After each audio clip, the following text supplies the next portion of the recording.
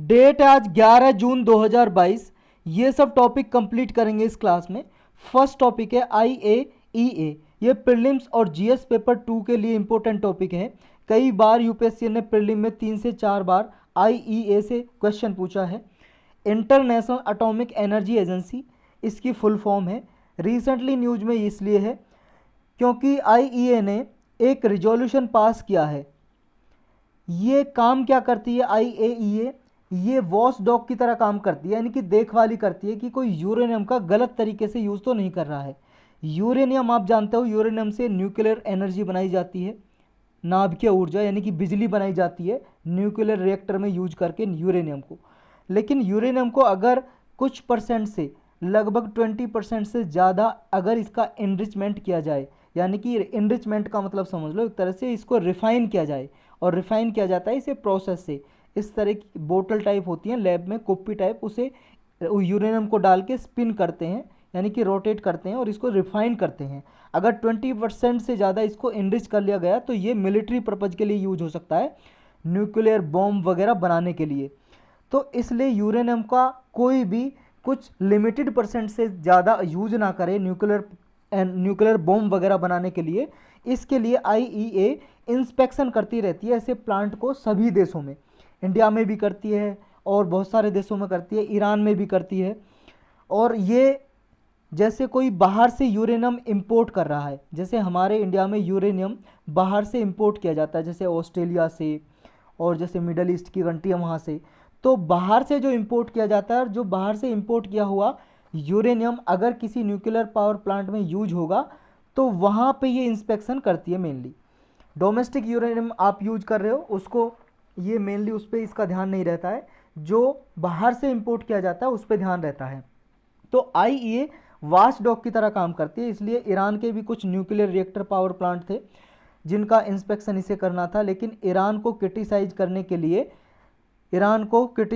के लिए एक रेजोल्यूशन पास किया IEA के बोर्ड ऑफ गवर्नर ने। इस रिजोल्यूशन को पास करने का मकसद क्या था? इसका मकसद ये था कि ईरान ने कुछ अपने ऐसी साइट हैं, ऐसी जगह हैं जहाँ पे वो यूरेनियम का इनरिचमेंट करता है और उसका यूज करता है यूरेनियम का, लेकिन वो साइट डिक्लेयर नहीं की हैं, घोषित नहीं की हैं ईरान ने, यानी छुपके से यूरेनियम का इनरिचमेंट कर रहा है, ऐसे आरोप लगा के क्रिटिसाइज किया है ईरान को। ईरान तो जानते हो ना आप, ईरान एक कंट्री है, इंडिया के साइड में पाकिस्तान और पाकिस्तान के साइड में ये ईरान। तो ये ईरान को क्रिटिसाइज किया है। ये रिजोल्यूशन किस किस कंट्री ने सपोर्ट किया और सबमिट किया है? यूनाइटेड किंगडम, फ्रांस, जर्मनी और USA, इन्होंने ये सबमिट किया है। और 30 नेशन है, 30 कंट्री और हैं जिन्होंने सपोर्ट किया है इस रिजोल्यूशन को। रसिया और चाइना ही दो इकलौते तो नहीं बोलेंगे, इकलौते तो मतलब अकेला हो जाता है, यानी कि दो ये नेशन है, दो इकलौते बोल लो, दो नेशन है जिन्होंने अपोज किया है इस रिजोल्यूशन का, यानी कि विरोध किया है। और ईरान के खिलाफ तो था ही, तो ईरान तो इसे सपोर्ट करेगा ही नहीं। ईरान ने इसको कंडेम किया है। कंडेम का मतलब होता है किसी को सबूत के आधार पे क्रिटिसाइज करना, विद एविडेंस किसी को क्रिटिसाइज करना। ये जो मोशन है ईरान की ही बुराई करने के लिए लाया गया था।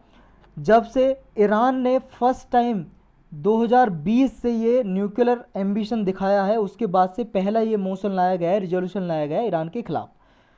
लेकिन अभी कुछ समय पहले USA ने ईरान के साथ बात करना स्टार्ट किया था। जो 2015 की ईरान न्यूक्लियर डील थी, ईरान न्यूक्लियर डील क्या है इसके लिए स्पेशल लेक्चर बना हुआ है, अदर इंपॉर्टेंट टॉपिक की प्लेलिस्ट में मिल जाएगा या फिर पॉलिटी की प्लेलिस्ट में आपको लेक्चर मिल जाएगा, वो डिटेल में देख लेना। बहुत बार UPSC ने भी क्वेश्चन पूछा है इससे और न्यूज में रहता ही है। 2015 में ये डील हुई थी ईरान, और इसमें P5+1 नेशन थे। P5 का मतलब यूनाइटेड नेशन के परमानेंट नेशन थे 5, US था, UK, फ्रांस और रसिया, चाइना, और +1 में है जर्मनी। ये 6 नेशन थे और ईरान के साथ डील की थी, जिस डील का नाम ईरान न्यूक्लियर डील या फिर JCPOA। JCPOA का मतलब है joint comprehensive plan of action. ये जो लिखा हुआ है joint comprehensive plan of action. लेकिन ईरान इस न्यूक्लियर डील से बाहर आ गया था क्योंकि USA ने विद्रॉ कर लिया था, US से बाहर आ गया था, इसलिए ईरान ने भी अपना इनरिचमेंट स्टार्ट कर दिया था, क्योंकि USA ने कुछ सैंक्शन लगा दिए थे, इस पर प्रतिबंध लगा दिए थे। क्योंकि ये डील इसलिए ही हुई थी कि ईरान यूरेनियम का या न्यूक्लियर एनर्जी जो बनाता है, बिजली बनाता है यूरेनियम से, वो सिर्फ बिजली बनाए, मिलिट्री पर्पज़ के लिए यूरेनियम का यूज ना करे, ये डील में था। यानी कि यूरेनियम से यूज करके वो कोई न्यूक्लियर बम, एटम बम वगैरह ना बनाए। लेकिन जब यूएस से बाहर आ गया, ये आरोप लगाते हैं कि ईरान इस न्यूक्लियर डील का पालन नहीं कर रहा है और यूरेनियम का इनरिचमेंट कर रहा है कुछ लिमिट से ज़्यादा और स्टोर कर रहा है यूरेनियम का, तो ये आरोप लगाते हुए आ गया और यूएस ने सैंक्शन लगा दिया, यानी कि प्रतिबंध लगा दिए, व्यापार करने में प्रतिबंध, दूसरे देशों को मना कर दिया। लेकिन ईरान ने भी फिर यूरेनियम इनरिचमेंट कर दिया। लेकिन दोबारा से जब ये जो बिडेन बने प्रेसिडेंट, दोबारा से बात स्टार्ट हुई। लेकिन इस दौरान ही अब कुछ ऐसा देखा गया कि ईरान ने अपनी कुछ न्यूक्लियर साइट एक्सपोज नहीं किए, डिस्क्लोज नहीं किए, खुलासा नहीं किया है, वो अनडिक्लेयर साइट है। इसकी वजह से ईरान के खिलाफ आईईए ने ये रिजोल्यूशन पास किया, क्योंकि आईईए को शक हुआ कि ईरान कुछ एक्टिविटी कर रहा है कि यूरेनियम का इनरिचमेंट लिमिट से ज़्यादा कर रहा है।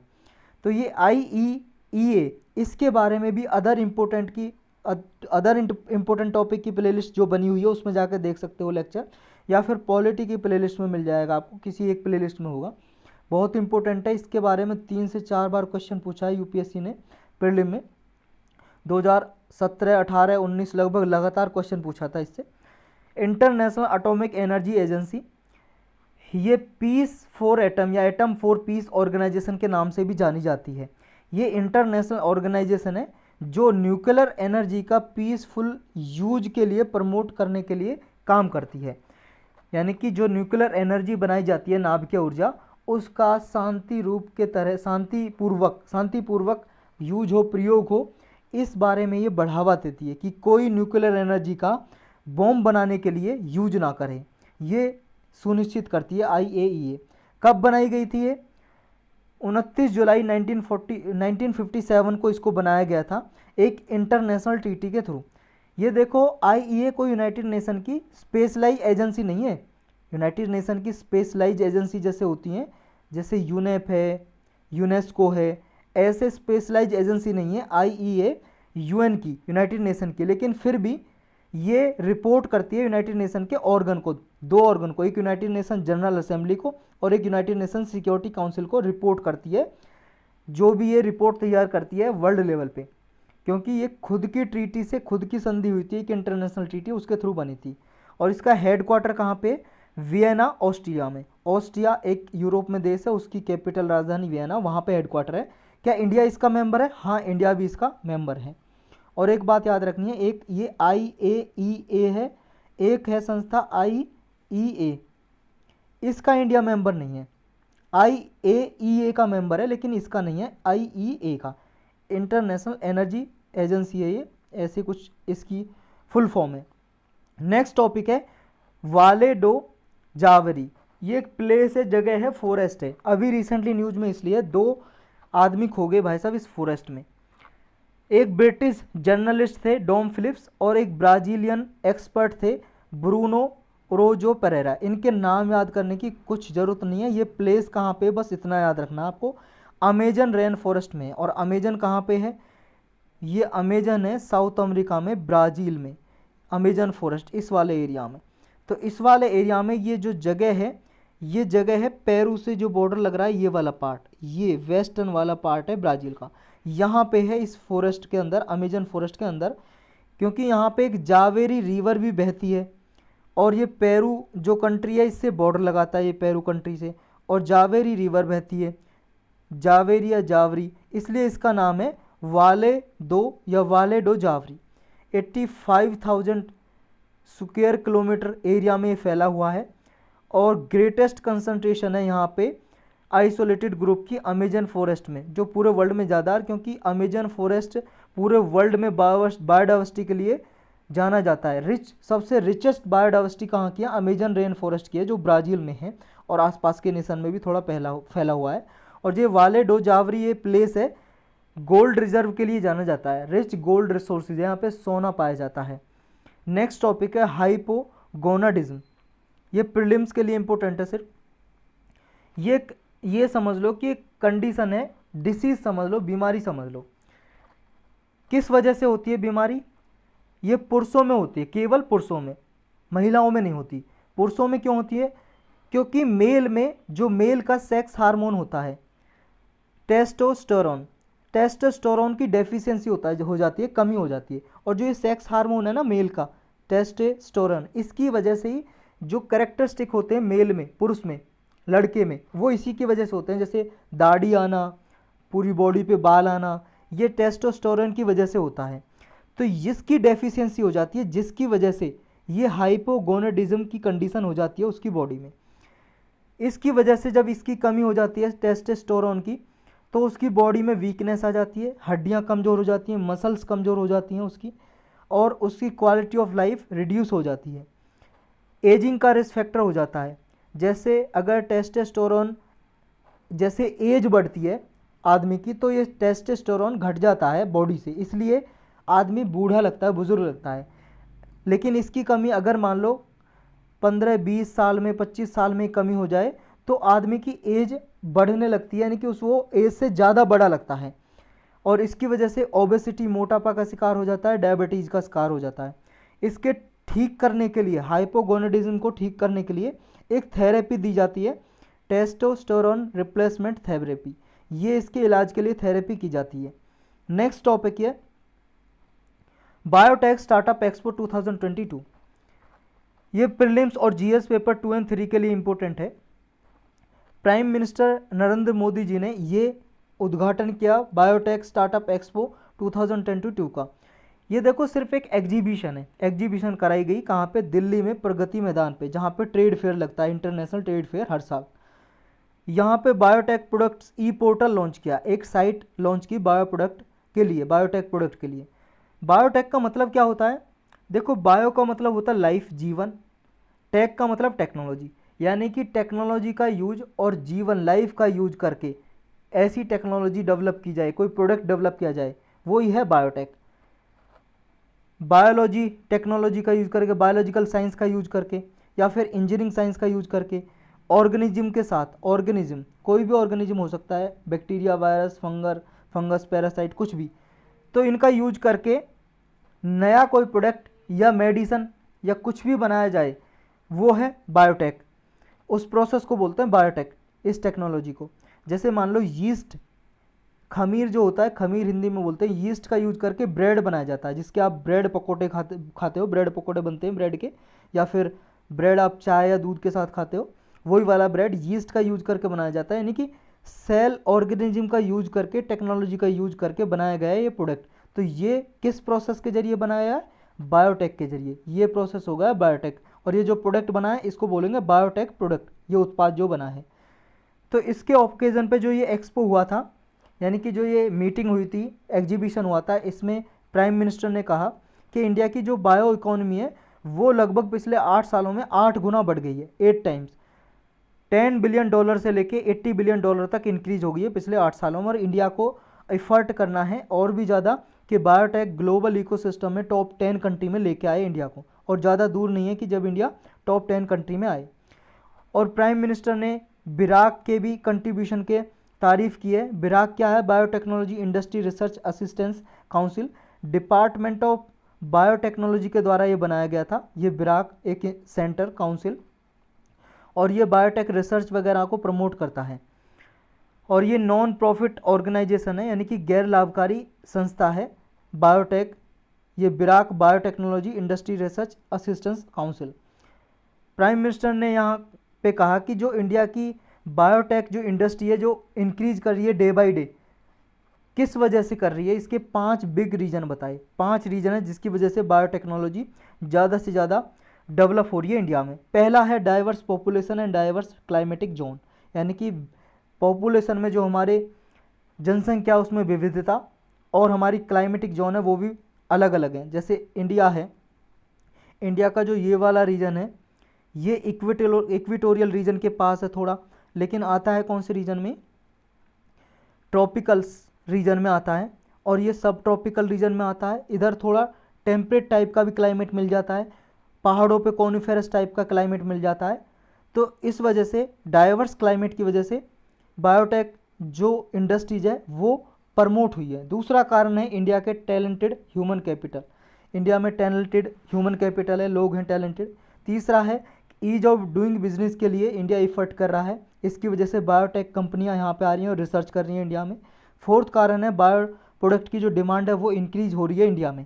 फिफ्थ कारण है इंडिया की बायोटेक सेक्टर और इसका रिकॉर्ड, सक्सेस का रिकॉर्ड, इसकी वजह से बायोटेक इंडस्ट्रीज इंडिया में ज़्यादा से ज़्यादा डेवलप कर रही हैं, विकास कर रही हैं। नेक्स्ट टॉपिक है राष्ट्रीय पुरस्कार पोर्टल। ये एक वेबसाइट बनाई है, प्रीलिम्स के लिए मेजरली इंपॉर्टेंट है। यूनियन गवर्नमेंट ने ये लॉन्च किया राष्ट्रीय पुरस्कार पोर्टल, और इसमें वेरियस मिनिस्ट्री, डिपार्टमेंट, एजेंसी से ये जो अवार्ड दिए जाते हैं, लोगों को पुरस्कार दिए जाते हैं, उनके लिए कोई भी लोग नॉमिनेशन फाइल कर सकता है। तो ट्रांसपेरेंसी लाने के लिए और पब्लिक पार्टनरशिप बढ़ाने के लिए ये पोर्टल बनाया है। ये एक वेबसाइट बना दी, जैसे मान लो गवर्नमेंट कोई पुरस्कार देती है, पद्मा अवार्ड देती है, पद्मा अवार्ड, तो उसके लिए नॉमिनेशन करना पड़ता है। तो ये साइट पे कोई भी जाके कर सकता है, आप हम लोग भी कर सकते हैं जाके। आप बोलो कि किसी आदमी को आपको इसने अच्छे काम किए हैं, उसे देना चाहिए पद्मा भूषण, पद्मा विभूषण, कोई भी अवार्ड देना चाहिए, तो आप उस आदमी का नाम नॉमिनेट करोगे, यानी कि अपने तरफ से उसको सपोर्ट करोगे। फिर गवर्नमेंट जो भी नाम आए गवर्नमेंट के पास इस पोर्टल पे, उसकी छानबीन करेगी, हाँ इसने पिछले सालों में किसने अच्छे काम किए, जिसने सबसे अच्छे ज़्यादा काम किए होंगे उसको पद्मा अवार्ड दे दिया जाएगा। तो इसके लिए ये पोर्टल बनाया गया है। ये पोर्टल एक डिजिटल प्लेटफॉर्म होगा, वन डिजिटल प्लेटफॉर्म, जिसमें लगभग बहुत सारे अवार्ड एक साथ दिए जाएंगे। इसका मतलब यहाँ पे नॉमिनेशन होगा, इस नॉमिनेशन के थ्रू अवार्ड किसको देना है सिलेक्ट किया जाएगा। सिटीजन को आसानी से ये पोर्टल फैसिलिटेट करेगा कि कोई भी सिटीजन इंडिविजुअल या ऑर्गेनाइजेशन को नॉमिनेट कर सकेगा। अभी जो नॉमिनेशन और रिकमेंडेशन दी जाएंगी, किस किस अवार्ड के लिए दी जाएंगी, किस किस अवार्ड के लिए आप नॉमिनेशन कर सकते हो इस पोर्टल पे जाके। एक है पद्मा अवार्ड्स के लिए, पद्मा अवार्ड होते हैं 3 तरह के, पद्मा श्री, पद्मा भूषण, पद्मा विभूषण। इसके लिए 15/9/2022 तक आप नॉमिनेशन कर सकते हो। Sardar Patel national unity award जो दिया जाता है उसके लिए 31 जुलाई 2022 तक कर सकते हो। 16 जून 2022 तक Tenzing Norgay national adventure award के लिए नॉमिनेशन कर सकते हो। 30 सितंबर 2022 तक जीवन रक्षा पदक सीरीज के जो अवार्ड है उनके लिए नॉमिनेशन कर सकते हो। और Pandit Deendayal Upadhyay telecom skill excellence award के लिए 16 जून 2022 तक नॉमिनेशन कर सकते हो। India Vietnam defence relation next topic है। ये प्रीलिम्स और जीएस पेपर 2 के लिए इंपॉर्टेंट है। रक्षा मंत्री जी हमारे राजनाथ सिंह, उन्होंने अभी 12 हाई स्पीड बोट, ये नाव हैं 12, ये वियतनाम को दी। ये नाव दी क्योंकि विजिट किया अभी 9 जून 2022 को। ये इस विजिट में जब वियतनाम गए तो यहाँ पे 12 जो नाव हैं, बोट हैं, वियतनाम को दी, जो ओशन में, समुद्र में काम आ सकती हैं। ये जो बोट हैं लगभग $100 मिलियन की बनी है ये बोट। और किस कंपनी ने बनाई है? 5 बोट तो बनाई है लार्सन एंड टर्बो कंपनी ने, और 7 बनाई है होंग हा शिपयार्ड कंपनी ने। इन्होंने, देखो ये इसमें इंपॉर्टेंट है, एक इंडिया के रक्षा मंत्री और वियतनाम के जो रक्षा मंत्री हैं, इन्होंने एक एग्रीमेंट साइन किया, एक समझौता साइन किया, जॉइंट स्टेटमेंट बोल सकते हो। इसका नाम याद रखना है क्योंकि यूपीएससी ऐसे नाम देके पूछ लेता है किस किस कंट्री के बीच में ये हुई है। ये joint vision statement on India Vietnam defence partnership towards 2030। अब देखो इंडिया वियतनाम वर्ड तो उसमें लिख के नहीं देगा ना, क्योंकि फिर तो आप बता ही दोगे इंडिया और वियतनाम के बीच में हुई है। तो ये joint vision statement on defence partnership toward 2030, ये किसके बीच में हुई है ये आपसे पूछ सकता है। किस लिए की गई है ये जॉइंट स्टेटमेंट? ताकि डिफेंस कोऑपरेशन एक दूसरी कंट्री के बीच में बढ़ाया जा सके। और लॉजिस्टिक सपोर्ट में भी इंडिया और वियतनाम ने एमओयू साइन किया है। एमओयू का मतलब मेमोरेंडम ऑफ अंडरस्टैंडिंग, यानी कि एक एग्रीमेंट ही साइन किया है। लॉजिस्टिक सपोर्ट का मतलब है इसमें सारे कुछ आती हैं, किसी माल गाड़ी को हैंडलिंग करना, ट्रांसपोर्टेशन करना, डिलीवरी करना, ये सब कुछ, स्टोरेज करना वेयर हाउसिंग में, ये सब कुछ लॉजिस्टिक में आता है। नेक्स्ट टॉपिक है फास्ट रेडियो बर्स्ट। ये फास्ट रेडियो बर्स्ट ये प्रीलिम्स के लिए इंपॉर्टेंट है सेट। अभी एक जर्नल है उसमें पब्लिश हुआ, ये नेचर नाम का जर्नल है, जैसे पत्रिका आती है मंथली। कुछ एस्ट्रोनॉमर ने फास्ट रेडियो बर्स्ट को डिटेक्ट किया, और ये जो डिटेक्ट किया, इससे पहले अगर एक फास्ट रेडियो बर्स्ट को छोड़ दें तो उन सब से ये अलग था जो पहले फास्ट रेडियो बर्स्ट डिटेक्ट किए गए थे, यानी कि पता लगाए थे एस्ट्रोनॉमर ने। एस्ट्रोनॉमर का मतलब है जो स्पेस के रिगार्डिंग साइंटिस्ट जो होते हैं, रिसर्च करते हैं, उन साइंटिस्ट को, वैज्ञानिक को ही एस्ट्रोनॉमर बोलते हैं। ये किसके जरिए देखे गए फास्ट रेडियो बर्स्ट? टेलीस्कोप के जरिए। टेलीस्कोप का नाम है वेरी लार्ज एरे, इसके जरिए देखे गए, या कार्ल जी जेंस का वेरी लार्ज एरे, इस टेलीस्कोप के जरिए। और भी बहुत सारे टेलीस्कोप हैं। ये है लाइट, फास्ट रेडियो बर्स्ट, ये लाइट को बोल रहे हैं, ये जो लाइट निकल रही है ये टेलीस्कोप है जिसके जरिए देखी गई, ये डिटेक्ट की गई। ये एक ब्राइट फ्लैश लाइट है जो अपेयर होती है कुछ फ्यू मिली सेकेंड के लिए, यानी कि 1 सेकेंड से भी बहुत कम टाइम के लिए अपियर होती है और वैनिश हो जाती है, मिट जाती है। ये पहली बार जब डिटेक्ट की गई थी 2007 में, और अब तक 140 से ज़्यादा बार ये डिस्कवर की गई है जून 2021 तक। किसने ये की थी? ये जो डेटा दिया है 140 से ज़्यादा बार ये डिटेक्ट की जा सकती है, किसने डेटा दिया है? MIT की वेबसाइट पे मिला है। MIT क्या है? Massachusetts institute of technology. ये एक यूनिवर्सिटी है US की, अमेरिका की, वर्ल्ड नंबर 1 यूनिवर्सिटी है ये, इस साल भी वर्ल्ड नंबर 1 में आई है। हम पढ़ेंगे जो रैंकिंग आई है यूनिवर्सिटी की, वो इसी लेक्चर में टॉपिक है, उसमें पढ़ेंगे। जो ये फास्ट रेडियो बर्स्ट है, ये लाइट है जो, ये कहाँ से आती है और कब इसका अपीयरेंस होगा अगली बार, इसके बारे में कुछ भी जानकारी नहीं है। इसका ओरिजिन कैसे होता है, उत्पत्ति अननोन है अभी तक, और कब ये अपीयरेंस होगी अनप्रिडिक्टेबल है, कुछ पता नहीं लगा सकते। जो नेचर में ये नई स्टडी आई है, FRB का नाम रखा है, जो नई लाइट है, ये 2019-0520B, ये नाम याद करने की ज़रूरत नहीं है आपको, इसमें ज़्यादा कुछ, ये कुछ कम समय के लिए अपीयर होती है, और इसमें radio waves, weaker radio waves emit होती हैं, लगातार रेडियो वेव्स इमिट होती हैं। रेडियो वेव्स इलेक्ट्रोमैग्नेटिक वेव्स ही होती है, जैसे radio waves, X-ray, gamma rays, ये सारी इलेक्ट्रोमैग्नेटिक रेडियो वेव्स ही, मतलब इलेक्ट्रोमैग्नेटिक वेव्स ही होती हैं, जिसमें जो फास्ट रेडियो बर्स्ट है इससे रेडियो वेव्स निकलती हैं। क्योंकि इसके नाम में ही रेडियो, इसलिए रेडियो नाम रखा है इसका, क्योंकि रेडियो वेव्स निकलती हैं इससे। तो इसमें 2-3 बातें याद रखनी है कि FRB एक लाइट है जो कुछ समय के लिए अपीयर होती है और इससे रेडियो वेव्स निकलती हैं, और 2007 में पहली बार देखी गई। बस इतना याद रखना, और कुछ ज़्यादा याद रखना है। इससे पहले एक और इसी के तरह की थी जो अभी डिटेक्ट की गई, इसी के तरह की थी, वो 2012 में डिटेक्ट की गई थी, उसका नाम ये रखा था FRB 121102। नेक्स्ट टॉपिक है QS वर्ल्ड यूनिवर्सिटी रैंकिंग। ये यूनिवर्सिटी की रैंकिंग दी जाती है कि पूरे वर्ल्ड में यूनिवर्सिटी कौन सी टॉप पे, कौन सी अच्छा परफॉर्म कर रही है। प्रीलिम्स के लिए इंपॉर्टेंट है और मेंस के लिए भी, GS पेपर 2 के लिए। Indian institute of science Bengaluru में है, IISc, इंडिया की टॉप रही है ये इंस्टीट्यूट, सबसे नंबर 1 इंडिया की, पूरे वर्ल्ड में नंबर 1 नहीं है, इंडिया की नंबर 1 है। ये QS वर्ल्ड यूनिवर्सिटी रैंकिंग है जो 2023 की आई है। इसे देखो 2023 की लिखते हैं, जैसे 2021 में जो हुई थी उसको 2022 लिखते हैं, 2022 में हुई है उसको 2023 लिखेंगे, तो इससे आपको कन्फ्यूजन नहीं होना चाहिए। इसके बाद देखो जो इसने ये भी कहा है, बहुत सारी Indian institute of technology IIT हैं, उसने अच्छा परफॉर्मेंस दिखाया और कुछ डिक्लाइन भी कर गई हैं। ये चार्ट में देख सकते हो आप, 2022 में नंबर 1 थी IIT बॉम्बे 177 रैंक पे, और IISc बेंगलुरु थी 186 रैंक पे, लेकिन अभी आ गई 155 रैंक पे पूरे वर्ल्ड वाइड, लेकिन इंडिया में टॉप है, और 172 पे IIT बॉम्बे आ गई है।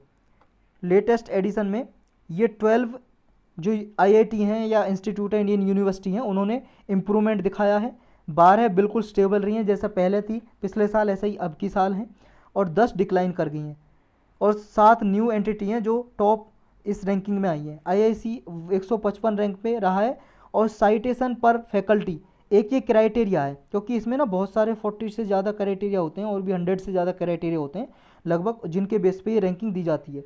तो उस रैंकिंग में एक ये क्राइटेरिया है, क्राइटेरिया पर फैकल्टी। इसमें जो IIC जे बेंगलुरु का Indian institute of science institute है बेंगलुरु का, ये नंबर 1 पे रहा है इस क्राइटेरिया में, साइटेशन पर फैकल्टी पूरे वर्ल्ड में। ये fastest rising south Asian university है, मतलब सबसे तेज इम्प्रूवमेंट करने वाली एशिया में यूनिवर्सिटी है IIC बेंगलुरु, और टॉप 200 यूनिवर्सिटी में तो आती है, 155वीं रैंक आई है। और वर्ल्ड नंबर 1 में देखो CPF में रही है, साइटेशन पर फैकल्टी में सबसे वर्ल्ड टॉप पे रही है, क्योंकि स्कोर दिए जाते हैं हर एक क्राइटेरिया के लिए।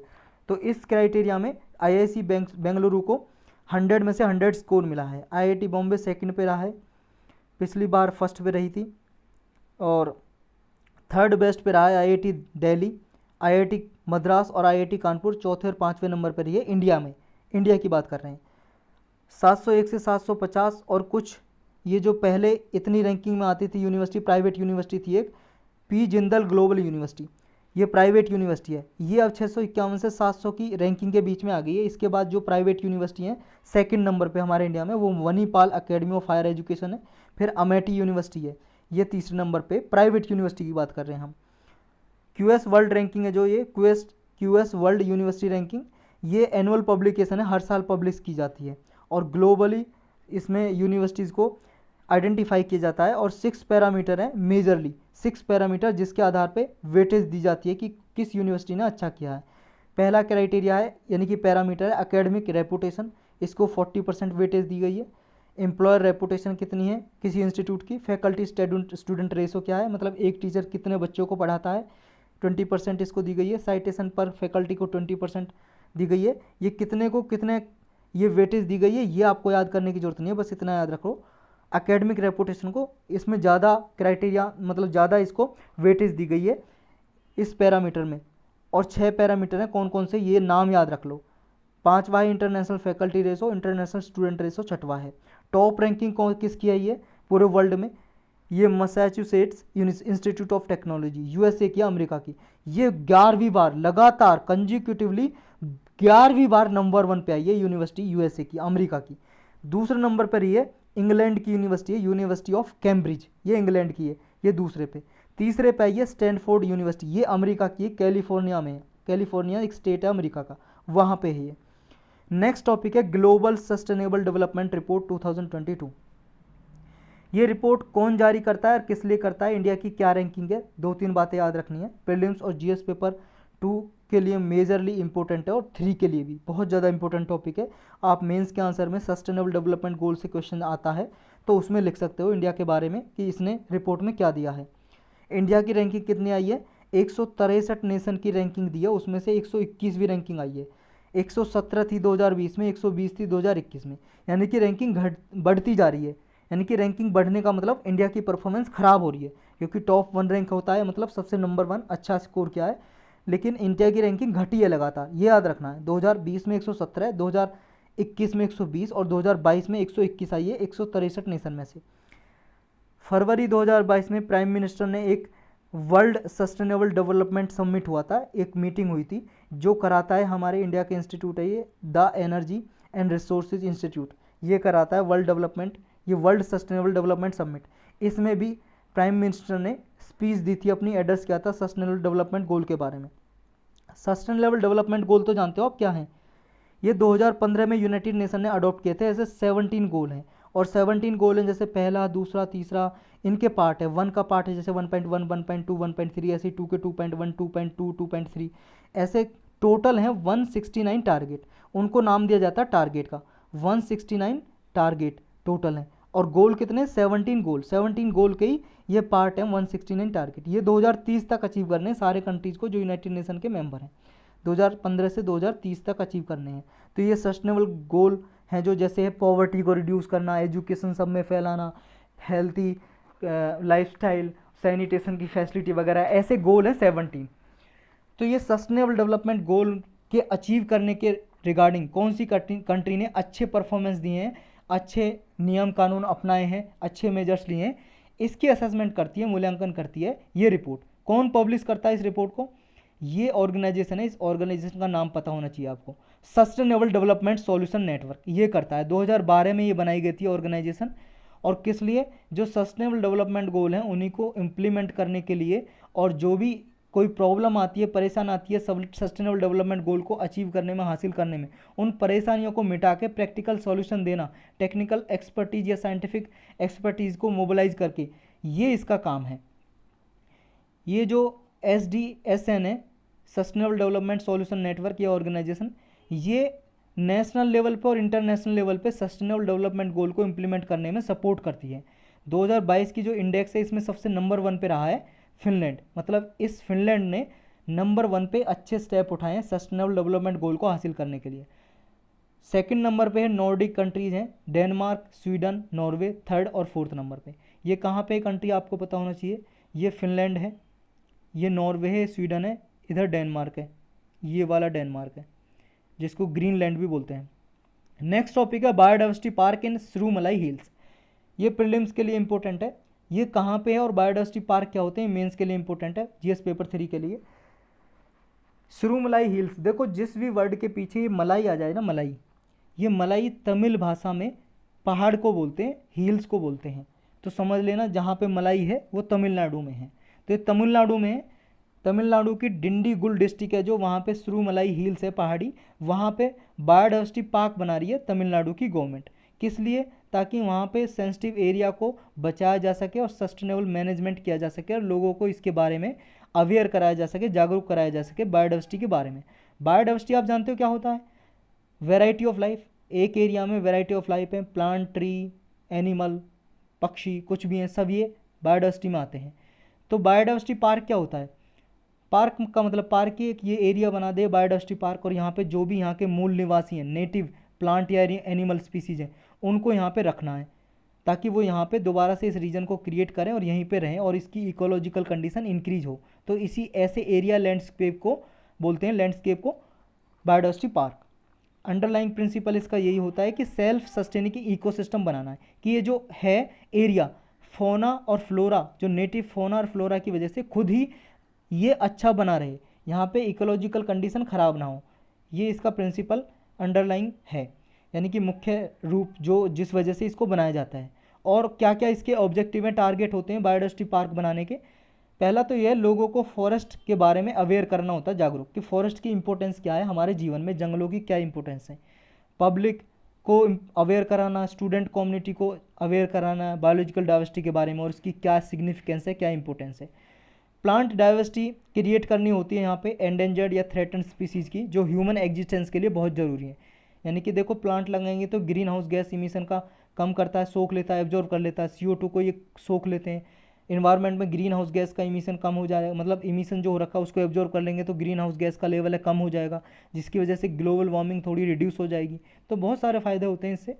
बट बायोडाइवर्सिटी पार्क में जीन बैंक भी क्रिएट करने होते हैं। जीन बैंक का मतलब ये है, कोई ऐसी स्पीसीज है, मान लो 1-2 पेड़ बचे हैं या कुछ ही पेड़ बचे हैं या कुछ जंगली जानवर बचे हैं, उनके जीन रख लेते हैं स्टोर करके उस जीन बैंक में, ताकि अगर उसकी प्रजाति लुप्त हो जाए इसके जीन से दोबारा से आर्टिफिशियली उसको क्रिएट किया जा सके। कार्बन सिंक का काम भी करते हैं। कार्बन सिंक मतलब CO2 को तो एब्जॉर्व करते ही हैं, आगे ग्लोबल वार्मिंग क्लाइमेट चेंज को मिटिगेट करेंगे, ऐसी प्रॉब्लम को मिटिगेट का मतलब कम करेंगे बायोडाइवर्सिटी पार्क। जो कंजर्वेशन या अप्रिशिएशन की ये कल्चर है, यानी कि नेचुरल रिसोर्सेज को रक्षा करना है, इनकी प्राकृतिक संसाधन की, और इनका मैनेजमेंट करना है, इसकी जो कल्चर है, संस्कृति है, लोगों में इनकलकेट करनी है और प्रमोट करनी है। लाइवलीहुड अपॉर्चुनिटी लोकल कम्युनिटी को प्रोवाइड करनी है बायोडाइवर्सिटी पार्क के थ्रू, क्योंकि देखो जो ट्राइबल लोग हैं, जो आदिवासी लोग हैं, जंगलों में रहते हैं, उनकी जो लाइवलीहुड है वो तो जंगलों पे डिपेंड है, उन्हीं से लकड़ी वगैरह लेते हैं, फल लेते हैं, उन्हीं से मान लो कोई छोटे छोटे माइनर प्रोडक्ट होते हैं, माइनर फॉरेस्ट प्रोडक्ट, उनको लेते हैं तो उनको बेचते हैं, उनसे ही वो कुछ ऐसे हैंडीक्राफ्ट वगैरह बनाते हैं जिनको बेच के उनकी लाइवलीहुड चलती है।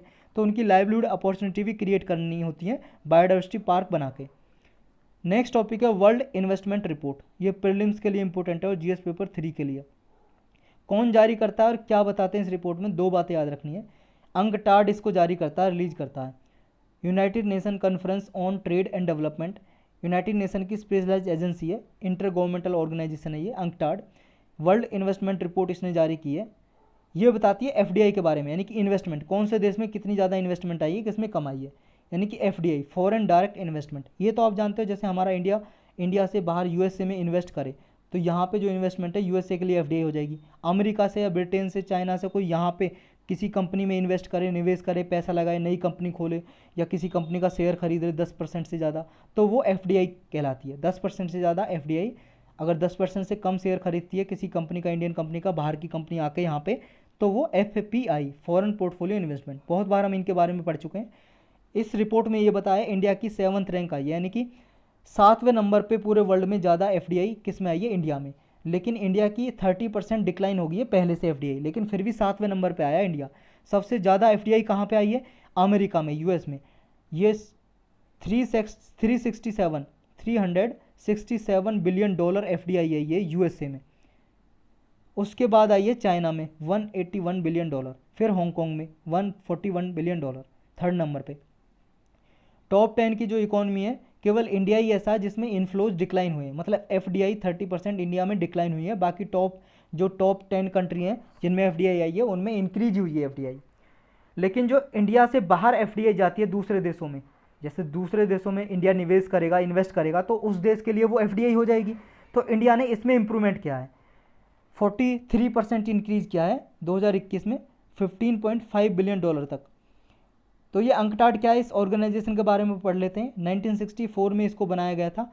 किसने बनाया था? यूनाइटेड नेशन जनरल असेंबली ने इसको बनाया था। इंटर गवर्नमेंटल ऑर्गेनाइजेशन है, यानी कि गवर्नमेंट ही पार्टिसिपेट कर सकती है इसमें। परमानेंट इंटर गवर्नमेंटल बॉडी है ये। UN सेक्रेटेरिएट का ही पार्ट है ये। UN सेक्रेटेरिएट यूनाइटेड नेशन का ही पार्ट है, उसी का पार्ट है अंकटाड। और ये रिपोर्ट किसको करता है UNCTAD? United nation general assembly को रिपोर्ट करता है और इकोसॉक को करता है, इकोनॉमिक एंड सोशल काउंसिल को करता है।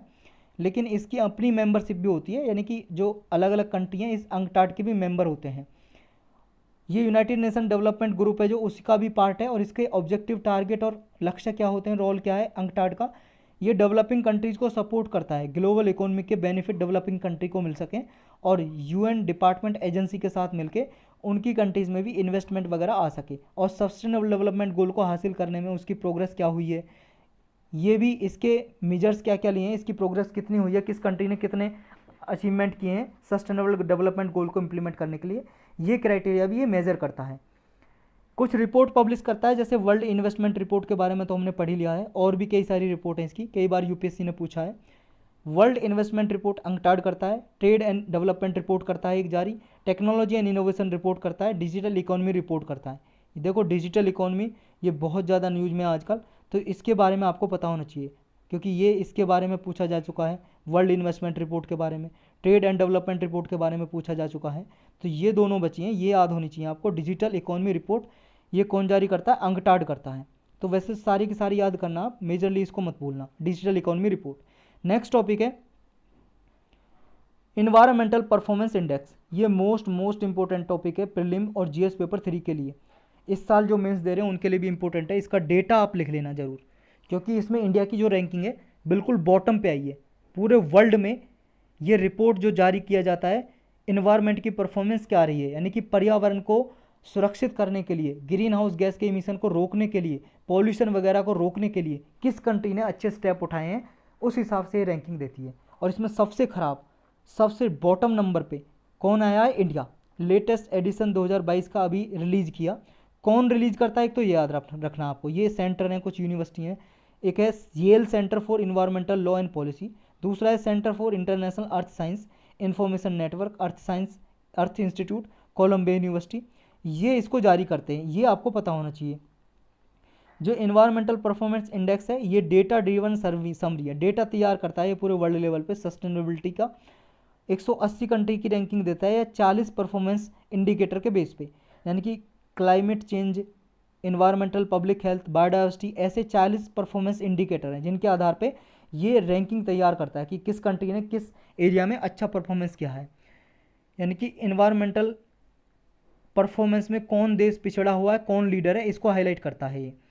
फ्यूचर में सस्टेनेबल फ्यूचर के लिए कौन कौन से प्रैक्टिकल सॉल्यूशन हो सकते हैं, इसके बारे में डिस्कस करता है।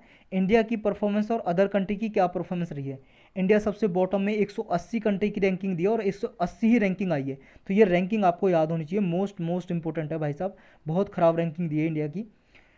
और इस पर सेकेंड नंबर पर लोअर लेवल में आया है म्यांमार। इंडिया का स्कोर है 18.9, सबसे बॉटम पे। सेकंड बॉटम पे म्यांमार 19.4, वियतनाम 20.1 पे थर्ड नंबर पे बॉटम में। बांग्लादेश फोर्थ पे। पाकिस्तान भी हमसे ज़्यादा अच्छी रैंकिंग लेकर आया है 24.6 पॉइंट के साथ। US की रैंकिंग 43rd नंबर पर रही है। चाइना पूरे वर्ल्ड में सबसे ज़्यादा इमिटर है ग्रीन हाउस गैस का, उसकी 160वीं पोजीशन है, इंडिया से अच्छी। टॉप 5 कंट्री कौन है जिन्होंने अच्छे स्टेप उठाए इन्वायरमेंट को सुरक्षित करने के लिए? पहला है डेनमार्क, फिर UK, फिनलैंड, माल्टा, स्वीडन। ये आप जानते हो डेनमार्क कहाँ नंबर 1 पे, ये पता होना चाहिए, ये देखा था अभी हमने कुछ देर पहले। डेनमार्क। इंडिया की रैंकिंग बॉटम पे क्यों दी है, क्या कारण है? कारण है कि इंडिया ने इकोनॉमिक ग्रोथ को प्रायोरिटी दी है इन्वायरमेंट के ऊपर, कि पर्यावरण को ध्यान में नहीं रखता, इंडिया इकोनॉमिक ग्रोथ को बढ़ाने में लग रहा है, चाहे पर्यावरण को नुकसान हो ना हो। ज़्यादा से ज़्यादा इंडस्ट्री बना रहा है, फॉसिल फ्यूल वेस्ड इंडस्ट्री बना रहा है, जिससे पॉल्यूशन ज़्यादा होता है, ऐसा इस रिपोर्ट में कहा है। यानी कि इंडिया की जो एयर क्वालिटी है वो बहुत ही पुअर है, कम है, और ग्रीन हाउस का इमिशन बढ़ता जा रहा है, जल्दी से क्विकली बढ़ता जा रहा है।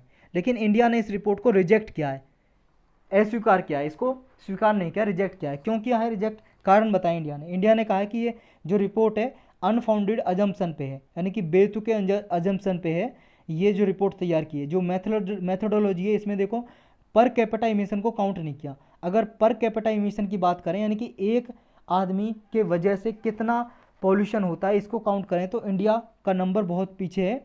इंडिया की रैंकिंग और भी ज़्यादा इंप्रूव हो सकती थी, और इसमें बहुत सारे और डिफरेंट सोशियो इकोनॉमिक कंडीशन है, वो भी काउंट नहीं की इसकी मेथोडोलॉजी में रैंकिंग बनाने के लिए जो ये रिपोर्ट जारी की है इन्वायरमेंटल परफॉर्मेंस इंडेक्स। तो ये क्राइटेरिया इंक्लूड नहीं किया, इंडिया का कहना ये है। दूसरा, जो इंडिकेटर को वेटेज दी गई है, जिनमें इंडिया अच्छा परफॉर्मेंस कर रहा है उनको वेटेज कम दी गई है और बाकी को ज़्यादा। जो प्रिंसिपल ऑफ इक्विटी है इसकी भी जो वेटेज है वो कम है। Green house gas emission per capita, green house gas emission intensity trend, इनको भी इंडिकेटर है जो इनकी वेटेज भी बहुत कम है, जिनमें इंडिया अच्छा परफॉर्मेंस करता है। कॉमन बट डिफ्रेंशिएटेड रेस्पॉन्सिबिलिटीज, ये CBDR, ये एक प्रिंसिपल है जो क्योटो प्रोटोकॉल से आया था। क्योटो प्रोटोकॉल हुई थी 1997 में जापान में, तो ये भी ग्रीन हाउस गैस के इमिशन को कम करने के लिए होती, वहाँ से ये आया था कॉमन बट डिफ्रेंशिएटेड रेस्पॉन्सिबिलिटी। इसमें ये होता है कि जो डेवलप्ड कंट्री हैं वो रिस्पॉन्सिबल है, क्योंकि वहाँ पे ज़्यादा इंडस्ट्रीज हैं, उन्होंने पहले इंडस्ट्री डेवलप कर ली है, तो उन्होंने ग्रीन हाउस गैस का इमिशन पॉल्यूशन ज़्यादा किया है। तो रिस्पॉन्सिबिलिटी तो देखो ये कॉमन है, लेकिन देखो मतलब सब कॉमनली स्टेप तो उठाएंगे, लेकिन रिस्पॉन्सिबिलिटी डिफ्रेंशिएटेड रहेगी, यानी कि अलग अलग। डेवलप्ड कंट्री ज़्यादा स्टेप उठाएंगे, डेवलपिंग कंट्री कुछ कम उठाएंगे, क्योंकि अभी उन्हें डेवलप करना है, उनके देश में डेवलप नहीं हुआ है। तो ये जो कंपोजिशन है, ये प्रिंसिपल है, ये भी काउंट नहीं किया है अच्छे से इस रिपोर्ट में, ऐसा इंडिया का कहना है। फॉरेस्ट और वेटलैंड जो बहुत ही अच्छे कार्बन सिंक है, ग्रीन हाउस गैस इमिशन को एब्जॉर्व करते हैं, ये वेटलैंड, आर्द्र भूमि और जंगल, इनका भी क्राइटेरिया इंक्लूड नहीं किया है इस इंडेक्स में। तो ये भी इंडिया का आरोप लगाया गया है इसमें। तो यही थे आज के टॉपिक।